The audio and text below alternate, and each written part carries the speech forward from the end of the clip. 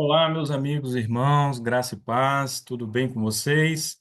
Se você não é inscrito aqui no canal do Projeto Pomone, inscreva, curta e compartilhe para que esse conteúdo chegue a mais pessoas. Se você quiser entrar em contato conosco, na descrição do vídeo está o nosso endereço de e-mail, certo? É uma satisfação receber mensagens, compartilhar o link do nosso grupo para mais pessoas, para que sempre que tivermos aqui um encontro, se você quiser entrar e interagir conosco na sala Zoom, você terá então essa oportunidade. Bem, eu começo lembrando que o nosso projeto tem alguns anos já de estrada, por assim dizer, já fizemos vários e vários estudos e começamos esse projeto promovendo estudos do Apocalipse e também do livro de Daniel, né? As principais profecias do Apocalipse, de Daniel, profecias de Jesus, de Paulo, né? Relativas ao tempo do fim. Você encontrará todo esse conteúdo no nosso canal aqui do YouTube, certo? Então é fundamental que você tenha uma base, né, de Daniel, do Apocalipse, para que você entenda essa mensagem de hoje. Queremos compartilhar aqui, né, essa obra-prima de Satanás, tá certo? Capítulo 2 de Daniel fala-se lá de uma estátua, né, uma estátua que apareceu no sonho do rei Nabucodonosor. Cabeça de ouro, peito e braços de prata, o ventre ali, os quadris de bronze, as pernas de ferro e os pés de barro e ferro, representando a Europa dividida após a queda do Império Romano, certo? No capítulo 7 de Daniel, há uma repetição e ampliação desse conteúdo.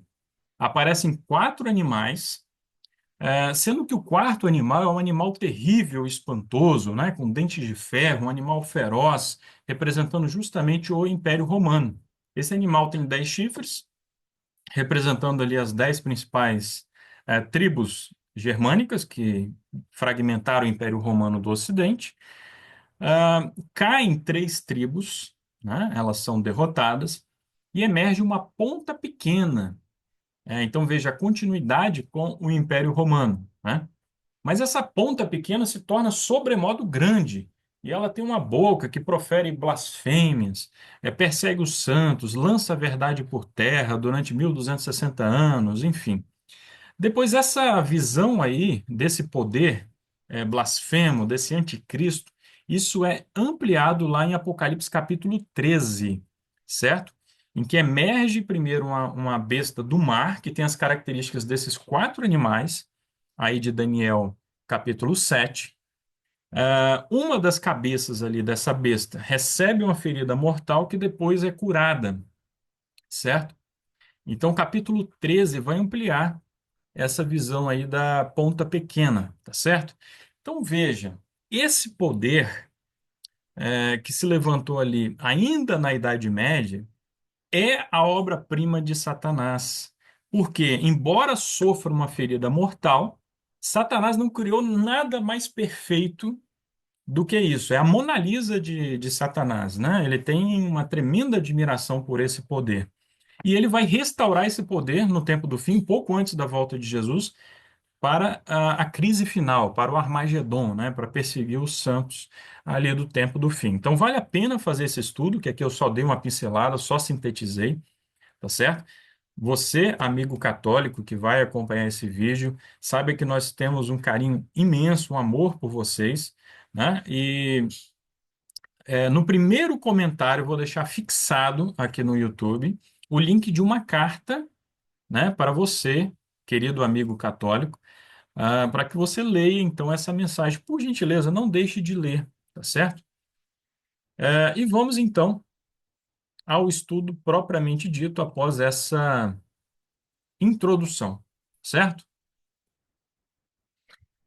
Então, aqueles que entraram aqui pelo YouTube, já está escancarado aqui, tá? Catolicismo, a obra-prima de Satanás. Se você está chocado, se você ainda não entendeu, vale a pena acompanhar até o final para você ver o porquê, né, que o catolicismo, a religião romana, é a obra-prima de Satanás, ok? Bem, temos ali a identidade da meretriz em Apocalipse 17, verso 5.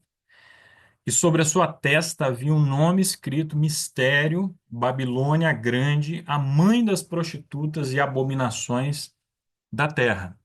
Então temos aqui a Babilônia mística, né? A mãe das prostitutas, porque muitas outras igrejas acabaram surgindo após essa primeira igreja caída, apóstata, blasfema, e por meio dessas instituições, o dragão tem promovido o seu vinho, o seu engano por todo o mundo, né? Misturando a verdade com o erro, certo? Essa meretriz cavalga a besta, que representa o poder do Estado, porque dessa união entre a religião e o Estado é sempre a religião que acaba controlando, é ela que vai dominar o Estado justamente para promover a perseguição, ok? Em que consiste, então, esse vinho da Babilônia, os pilares aí do catolicismo? Vejam bem, em primeiro lugar, as Sagradas Escrituras, né? Lembrando que o que os católicos chamam de Sagradas Escrituras incluem 7 livros que eles chamam de deuterocanônicos, os protestantes chamam de apócrifos, né? Que existem ali muitos erros doutrinários, né? Como feitiçaria, imortalidade da alma, ah, o suicídio é enaltecido, é justificado até, né? Como no livro de Macabeus. Então são 7 livros, primeiro, segundo Macabeus, Judite, Tobias, Baruque, Sabedoria Eclesiástica, enfim. São livros com muitos erros doutrinários, além de porções que foram acrescentadas aos livros de Daniel e Esté. Isso tudo constitui o que a Igreja Romana chama de Sagradas Escrituras, certo? Mas o que acontece? Essas Sagradas Escrituras são interpretadas à luz daquilo que chamam de sagrada tradição. A tradição, né, os muitos concílios, todo esse volumoso material, né, ao longo dos séculos, que são as lentes para se interpretar aquilo que eles consideram ali como sagradas escrituras, né? Porque nós sabemos perfeitamente que esses 7 livros aí que eu mencionei não são de modo algum livros inspirados, né? Inclusive os autores lá de Macabeus reconhecem que aquilo ali é uma obra literária. Tem o seu valor histórico, né, como documentação histórica, mas está longe de ser um livro inspirado. Os próprios autores não reivindicam isso. Bem, e por fim, o Sagrado Magistério, né, que está indo numa posição ainda mais elevada nessa escala aí, certo? Então, ao fim e ao cabo, aquilo que vale para esse falso sistema, né, essa igreja caída, apóstata, é aquilo que diz o clero. É o clero que interpreta as escrituras e, durante muito tempo, os fiéis estiveram privados da Bíblia, né, no período medieval. Eles estiveram literalmente privados da Bíblia. A Bíblia ou estava fisicamente mesmo inacessível, ah, chegou-se mesmo a proibir em alguns casos, ou estava no idioma em que as pessoas não tinham acesso, principalmente o latim, né, a Vulgata. Mas ainda assim,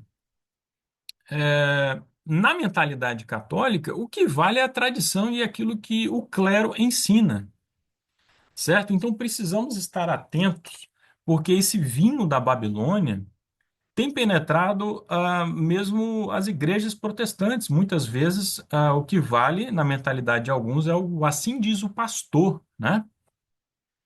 Embora a contribuição de estudiosos, né, de pessoas que fazem exegese, que fazem ali uma análise profunda das escrituras, a gente precisa levar isso em consideração, né? Porque a Bíblia foi escrita em idiomas que nós não temos acesso, né? O hebraico, o aramaico e o grego são os idiomas originais da Bíblia, tem um contexto histórico por trás e tudo mais. Deus promete o Espírito Santo, né? Foi a promessa que Jesus fez para guiar todos os fiéis à verdade, certo? Então, embora algum sacerdote, algum estudioso, algum professor, enfim, possa dar uma contribuição para que você compreenda a palavra de Deus, ele não é essencial para a salvação. O mais humilde dos filhos de Deus, ele pode sim compreender a Bíblia, o plano da redenção e ser salvo, enquanto que muitos doutores da lei, né, que mergulham a palavra de Deus numa tradição sem fim, nos seus próprios preconceitos, na sua própria ideologia e ideias preconcebidas, vão ficar de fora do reino dos céus, tá certo? E Jesus já havia dado a advertência nos dias dele, mas em vão eles me adoram, ensinando por doutrinas os mandamentos dos homens.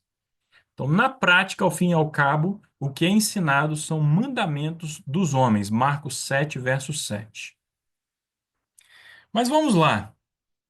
O que é a imagem, a besta? E como ela será formada? Porque isso aparece lá em Apocalipse capítulo 13, né? Apocalipse capítulo 13. A imagem é feita pela besta de dois chifres, que é a segunda besta, aquela que emerge da terra, para quem não está familiarizado aí com Apocalipse 13, certo? Temos estudo aqui no canal sobre isso. Os Estados Unidos na profecia, vale a pena procurar. A imagem é feita pela besta de dois chifres e é uma imagem à primeira besta. É também chamada de imagem da besta.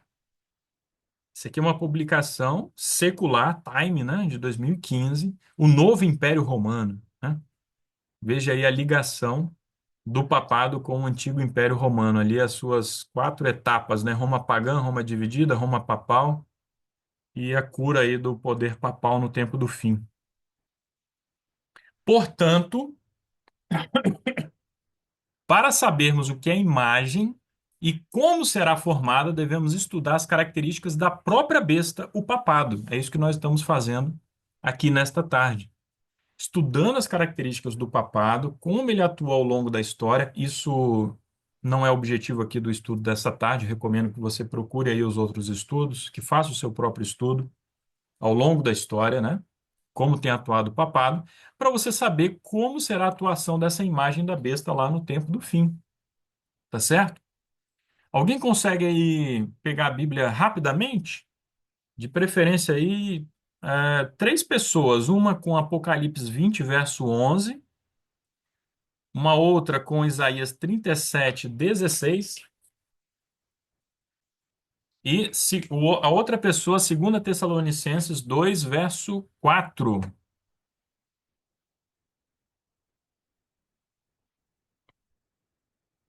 ok? A primeira pessoa aí, abriu Apocalipse 20, verso 11, mas precisa ser rápido, por causa do Sim. nosso tempo. Em seguida, observei um grande trono branco, e o que estava sentado sobre ele, a terra e o céu fugiram da sua presença, e não foi achado lugar para eles. Muito bem. Isaías 37, 16.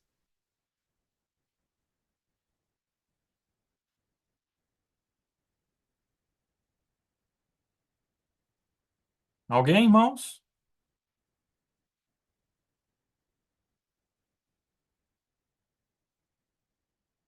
Bem, então vou ler. 37, verso 16. Ó Senhor, Deus dos exércitos, Deus de Israel, que habitas entre os querubins, tu mesmo, só tu és Deus de todos os reinos da terra. Tu fizeste os céus e a terra. E 2 Tessalonicenses 2, verso 4. Tem que abrir o microfone. Aquele que se opõe e se exalta acima de tudo que se chama Deus ou é objeto de adoração, a ponto de se assentar no santuário de Deus, apresentando-se como Deus. Certo. Então, esse último verso fala do anticristo, desse poder iníquo, que se assenta num trono, no próprio santuário de Deus. Essa imagem que vocês estão vendo aqui é uma das mais blasfemas. Dificilmente você vai encontrar uma mais blasfema do que essa imagem aqui, tá certo? Porque aqui você vê o próprio líder da igreja romana, que é chamado de Papa, como se fosse papai, sendo que a Bíblia diz, né, a ninguém chameis de pai, a não ser Deus que está nos céus. Ele está num trono branco, porque os textos que nós lemos aí falam de um trono branco, onde Deus está, e está entre querubins. Vocês estão vendo aqui? Dois querubins, um de um lado, outro do outro, né? Dois anjos ali, certo? Então, esse é o homem do pecado, certo? Quando se corrompeu a primitiva igreja, afastando-se da simplicidade do evangelho e aceitando ritos e costumes pagãos, perdeu o espírito e o poder de Deus. Ok? E para que pudesse governar a consciência do povo, procurou o apoio do poder secular, para governar a consciência. A gente vai voltar nesse ponto ali mais à frente. Disso resultou o papado, uma igreja que dirigia o poder do Estado e o empregava para favorecer seus próprios fins, especialmente na punição da heresia, entre aspas. Grande Conflito, página 443. Lembrando, Daniel 7:25, e falará grandes palavras, aquela ponta pequena que eu falei no início. Grandes palavras contra o Altíssimo, e irá consumir os santos do Altíssimo, e intentará mudar tempos e leis. E eles serão dados em sua mão até um tempo e tempos e a divisão de um tempo. Esse poder alterou a lei de Deus, vocês encontram no catecismo, certo? Eliminou o segundo mandamento, que condena a veneração, a adoração a imagens de escultura, alterou aquele que na Bíblia é o quarto mandamento, que está aqui, né? Que fala, lembra-te do dia de sábado para o santificar. No catecismo aparece guardar domingos e festas. E para manter a numeração de 10 mandamentos, dividiu o décimo, né? Que fala da cobiça, dividiu ali para manter o número de 10, certo? Mudou os tempos e as leis. Leis aqui no hebraico é dat, referindo-se especificamente à lei dos 10 mandamentos, não é qualquer lei. Um poder que mudaria os 10 mandamentos. O romanismo, pretendendo para seu soberano pontífice uma inspiração que descende ininterruptamente dos apóstolos, que é imutável em todos os tempos, dá ampla oportunidade para que toda espécie de extravagâncias e corrupção se ocultem sob a santidade da comissão apostólica. Grande Conflito, página 193. Vocês já conheciam essa sala aqui, a sala Paulo VI, e essa escultura aqui que está atrás do Papa? Alguém já conhecia?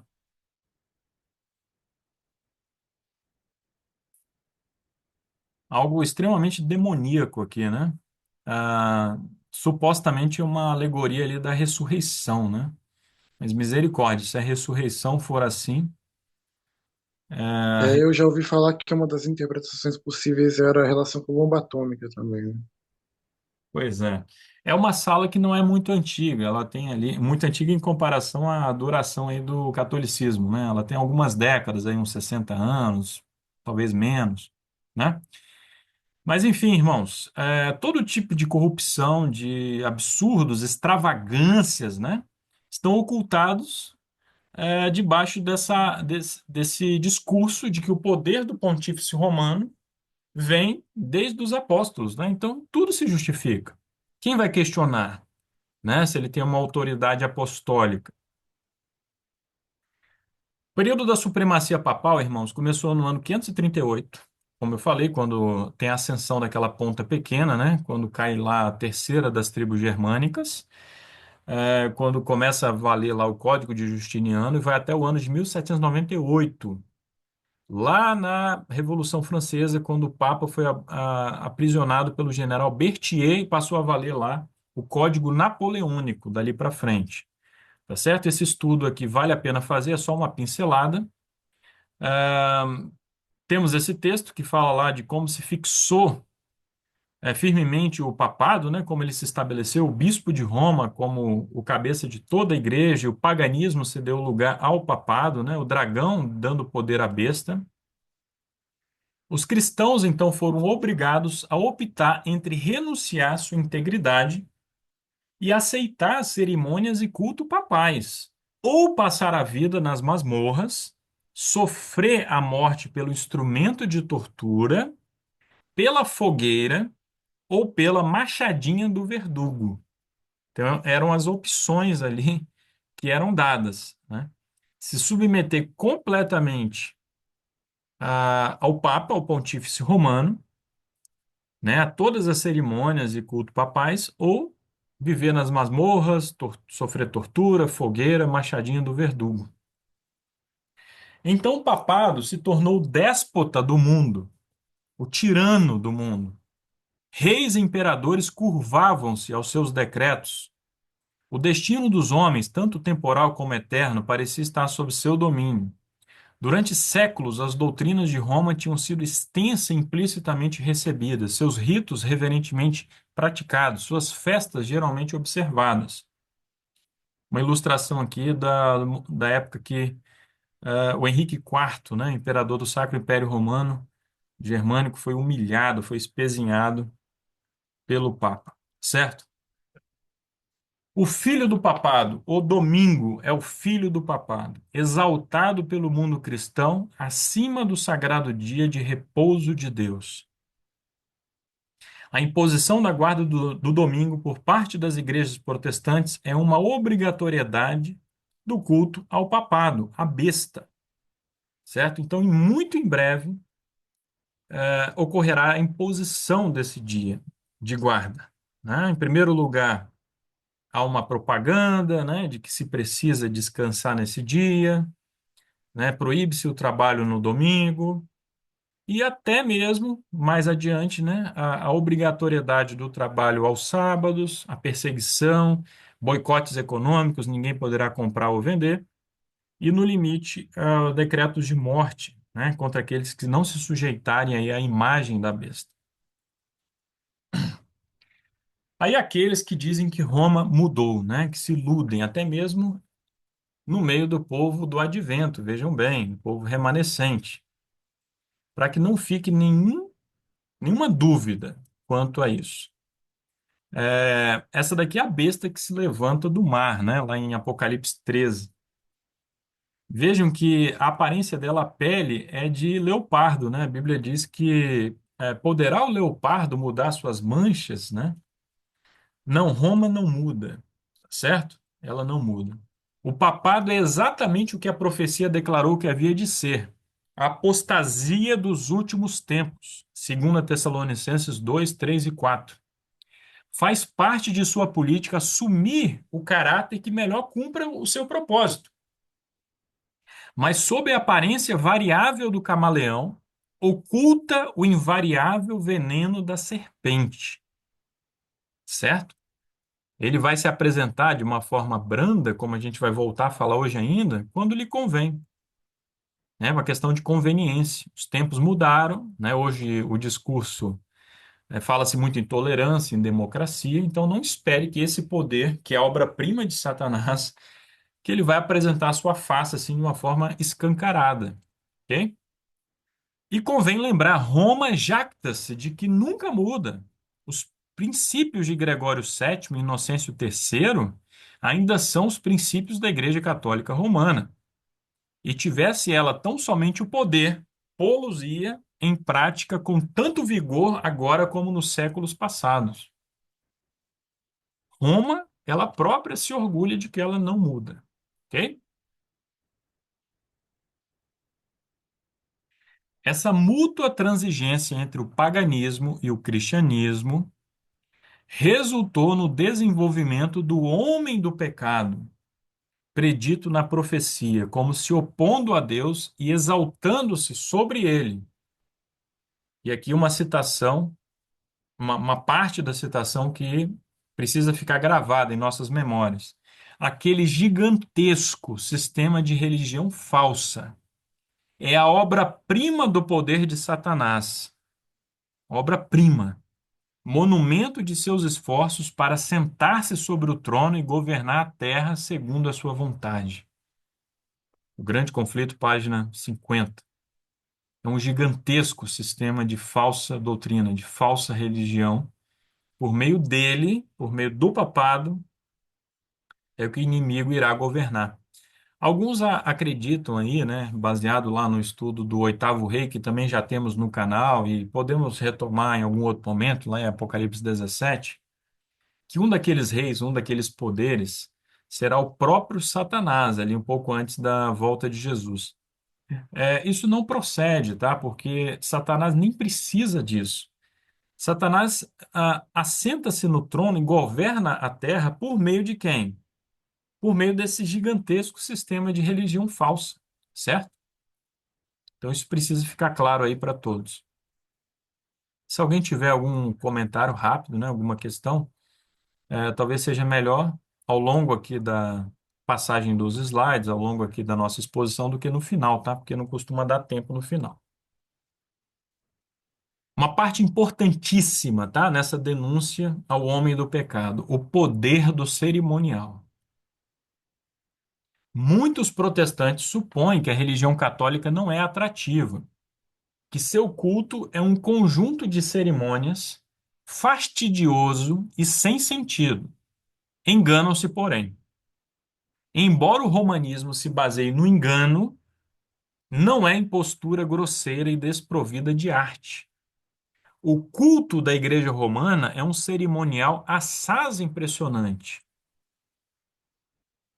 O brilho de sua ostentação e a solenidade dos ritos fascinam os sentidos do povo, fazendo silenciar a voz da razão e da consciência. É tudo muito bem pensado para que não haja espaço para consciência, para razão, certo? Você fica ali inebriado, hipnotizado com aquilo tudo, compreende? Os olhos ficam encantados. Isso que vocês estão vendo aqui não é produto da inteligência artificial, não, tá? Isso daqui é uma foto. Catedral de Milão, na Itália. Igrejas magnificentes, imponentes procissões, altares de ouro, relicários com pedras preciosas, quadros finos e artísticas esculturas apelam para o amor do belo. O amor do belo.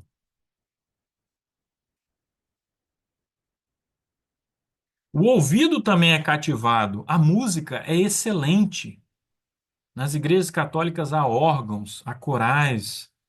As belas e graves notas do órgão, misturando-se à melodia de muitas vozes, a ressoarem pelas elevadas abóbadas e naves ornamentadas de colunas das grandiosas catedrais, não podem deixar de impressionar a mente com profundo respeito e reverência.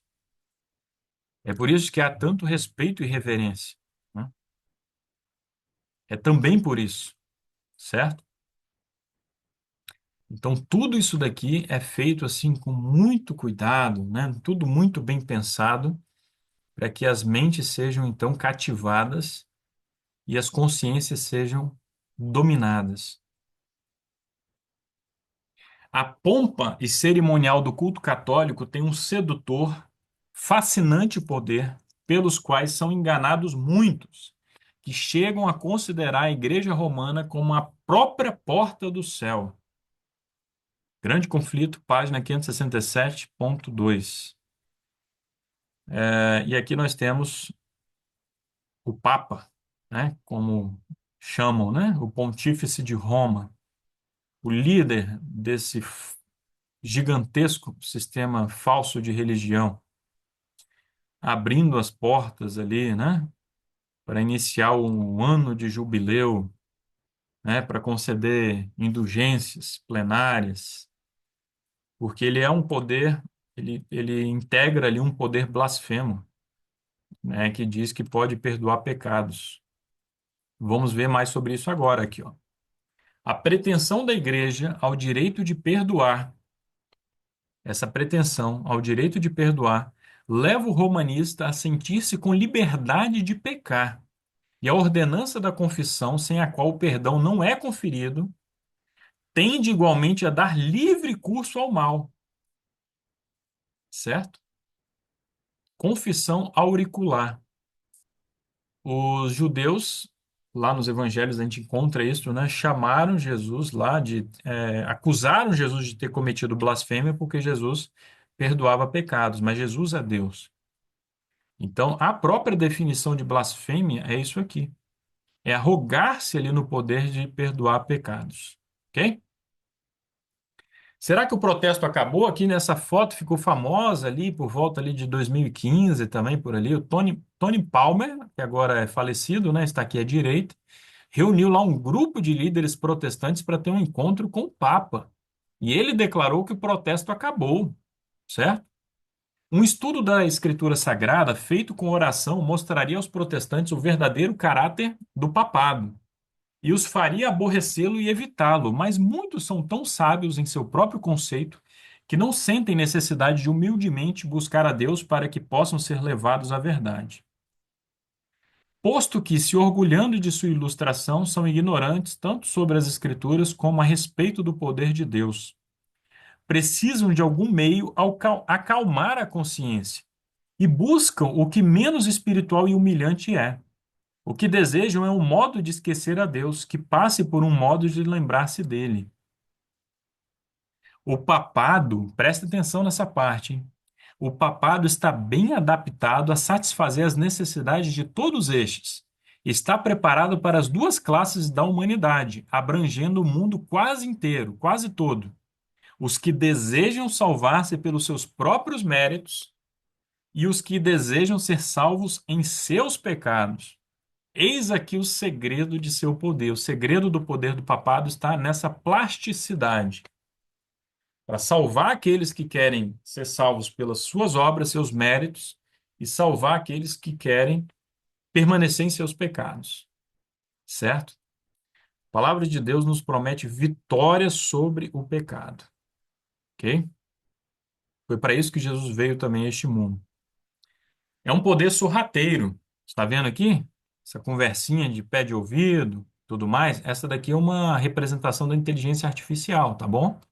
Mas é claro que isso daqui acontece, não tem a menor dúvida. Encontros a sós, né? Líderes políticos, empresários, pessoas importantes que vão lá se encontrar com o Papa e às vezes ficam horas lá, né? Conversando. Sorrateiramente e sem despertar suspeitas, Roma está aumentando suas forças para realizar seus objetivos ao chegar o tempo de dar o golpe. Tudo o que deseja é a oportunidade e esta já lhe está sendo dada. Logo veremos o sentimento qual é e sentiremos qual é o propósito do romanismo. Quem quer que creia na palavra de Deus e a ela obedeça incorrerá por esse motivo em censura e perseguição. É um poder sorrateiro. Quando os homens que professam servir a Deus lhe ignoram o caráter paternal e se apartam da honra e da justiça ao lidar com seus semelhantes, Satanás exulta, pois ele lhes inspirou seus atributos. Estão seguindo no rumo do romanismo, né? Quando os homens se apartam ali do caráter paternal, né? Principalmente líderes religiosos que tiranizam os fiéis, né? Que querem impor a sua consciência sobre os outros. Esse é o espírito do romanismo. Então fica um alerta a todos nós. Os romanistas colocam cruzes sobre as igrejas, sobre os altares e sobre as vestes. Por toda parte se vê a insígnia da cruz. Por toda parte ela é exteriormente honrada e exaltada. Mas os ensinos de Cristo estão sepultados sob um montão de tradições destituídas de sentido, falsas interpretações e rigorosas exigências. Certo? Então, de que adianta, né, tantas cruzes se a expiação de Cristo é na prática negada, se as tradições acabam obscurecendo os ensinos de Cristo, certo? Em nosso meio também é bom evitar cruzes, irmãos. Nós não precisamos desses sinais exteriores. Ainda que a cruz não seja venerada, como muitas vezes é venerada ali no romanismo, mas é melhor evitá-la, né? Porque o nosso culto precisa ser um culto racional, precisamos adorar a Deus em espírito e em verdade. Por meio deste gigantesco sistema de engano, o catolicismo, o príncipe do mal, leva a efeito o seu propósito de acarretar a desonra a Deus e a desgraça ao homem. Certo? É um gigantesco sistema de engano. E o inimigo está lá por trás, né? Está lá controlando tudo, né? E por isso fica o apelo: sai dela, povo meu. renuncie a esse gigantesco sistema falso de religião, né? Sistema iníquo. O culto das imagens e relíquias, a invocação dos santos e a exaltação do Papa são ardis de Satanás para desviar de Deus, seu filho, a mente do povo. Para efetuar sua ruína, esforça-se para afastar sua atenção daquele por meio de quem unicamente podem encontrar salvação, né? Você vai ouvir falar de muitas romarias em homenagem a Maria, a santos, cultos aí a santos, basílicas do santo tal, da virgem tal, mas Jesus mesmo fica de lado, fica de escanteio, né? Então, isso são ardis de Satanás, é do próprio Satanás para desviar de Deus e de seu filho a mente do povo. Qualquer que seja a sua nacionalidade, preste atenção, esse daqui é o J.D. Vance, vice-presidente dos Estados Unidos, fazendo seu juramento lá na posse, jurando a Constituição. De nada vale, por quê? Ainda que faça um juramento prometendo lealdade ao Estado, por trás disso, todavia, jaz o voto de obediência a Roma, absolvendo-os de toda a obrigação contrária aos interesses dela. Então, ele é um católico. Está nesse momento lá no Vaticano, sabiam disso? Foi lá fazer uma visitinha ao Papa. Vamos ver se o Papa irá recebê-lo, que o Papa anda meio doente. Mas por trás desse juramento está o juramento a Roma, certo? A face serena. Temos ali o João Paulo II, quando fez uma visita aqui ao Brasil, particularmente a São Pedro, né? Vitória, né? A Igreja de Roma apresenta hoje ao mundo uma fronte serena, cobrindo de justificações o registro de suas horríveis crueldades. Vestiu-se com roupagens de aspecto cristão. Não mudou, porém. Todos os princípios formulados pelo papado em épocas passadas existem ainda hoje. As doutrinas inventadas nas tenebrosas eras ainda são mantidas. Ninguém se deve iludir. Não se iluda com essa face serena, o bom velhinho ali, né? Não se engane. A doutrina de que Deus confiara à Igreja o direito de reger a consciência e de definir e punir a heresia é um dos erros papais mais profundamente arraigados. Então, irmãos, se em nosso meio existem pessoas querendo reger a consciência dos outros, de definir e punir a heresia, saiba que você está seguindo ali nos passos do papado, do romanismo, né? Querendo conduzir ali as pessoas, os fiéis, como se fossem zumbis, né? Pessoas sem consciência, né? Sem vontade própria, certo? Muito cuidado em relação a isso. Esse é o veneno da serpente, é o vinho da Babilônia, certo?